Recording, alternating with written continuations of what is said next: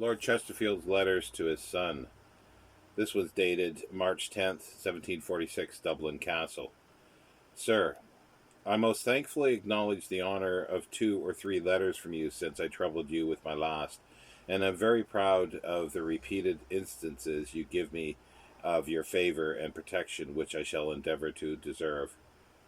I am very glad you went to hear the trial in the Court of King's Bench, and still more so that you made the proper animadversions upon the inattention of many of the people in the court.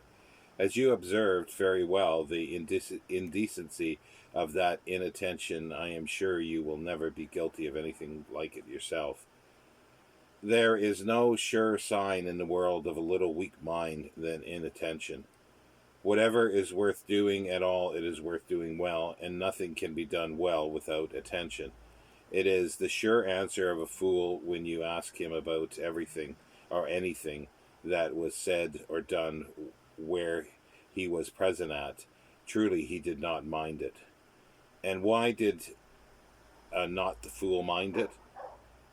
What had he else to do there but to mind what was doing? A man of sense sees, hears, and retains everything that passes where he is. I desire I may never hear you talk of not minding, nor complain, as most fools do, of a treacherous memory. Mind not only that what people say, but how they say it. And if you have any sagacity, you may discover more truth by your eyes than your ears. People can say what they will, but they cannot look just as they will, and their looks frequently discover that their words are calculated or to conceal. Observe, therefore, people's looks carefully when they speak, not only to you, but to each other. I've often guessed by people's faces that what they were saying, though I could not hear one word they said. The most material knowledge of all, I mean, the knowledge of the world, is never to be acquired without great attention. And I know many old people who, though they have lived long in the world, are not children still as to the knowledge, are but children still as to the knowledge of it from their levity and inattention. Certain forms which all people comply with, and certain arts which all people aim at, hide in some degree the truth, and give a general exterior resemblance to almost everybody. Attention and sagacity must see through the veil, and I discover the natural character. You are of an age now to reflect, to observe and compare characters, and to arm yourself against the common arts, at least of the world.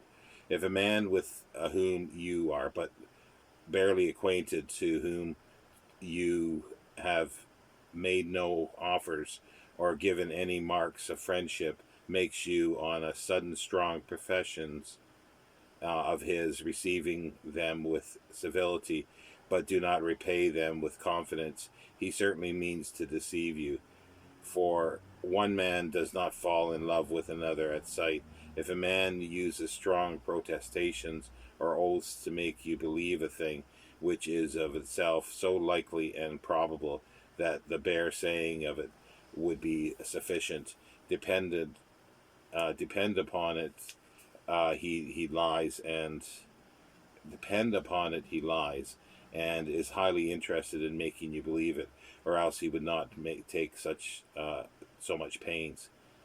In about 5 weeks, I propose having the honor of laying myself at your feet, which I hope to find growing longer and than they were when I left them. Adieu.